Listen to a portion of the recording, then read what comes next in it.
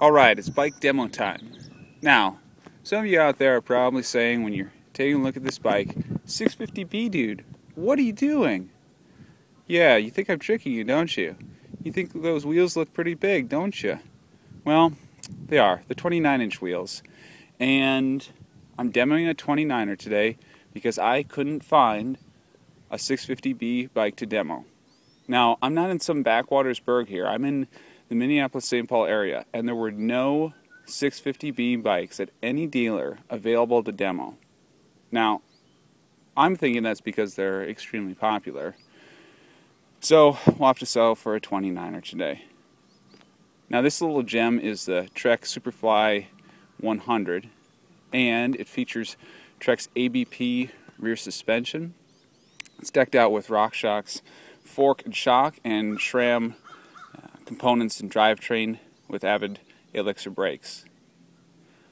I put in some miles on this bike today, and let me tell you, it's a lot heavier and a lot longer wheelbase, at least I think so, compared to my 650B Titus Switchblade.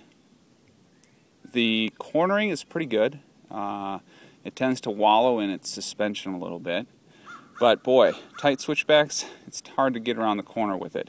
And you really have to anticipate the motion that you're going to have with the bike and the English you're going to put into the turn way in advance, far in advance to what I'm used to. So it takes a lot of getting used to.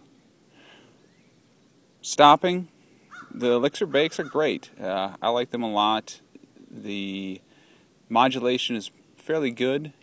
There's not a lot of adjustability in them, however.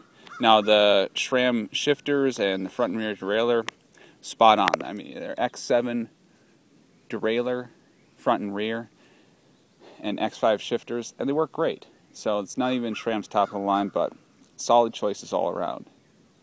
Like I said, the bike's pretty heavy, though. It's not that maneuverable, I think. The other thing is these wheels are the Bontrager Mustang 29s, and they're outfitted with the Bontrager 29 Expert tires. Not good traction with these. I even let some air out of the tires. I'm down to about 28 or 29 psi, and those unidirectional knobs, they just don't hook up that well, even though these trails that I'm riding today are in great shape.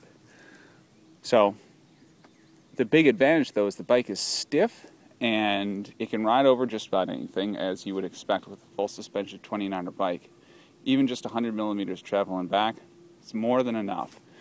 The quick release 15 millimeter fork in the front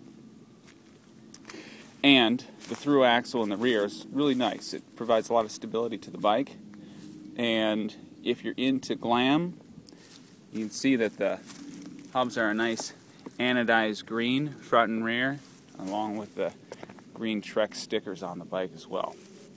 Here's the bottom line, though. I rode this bike for probably a solid 2 hours today, and I think my Titus Switchblade, it just puts this bike to shame. Sorry, Trek, and sorry, 29er crowd.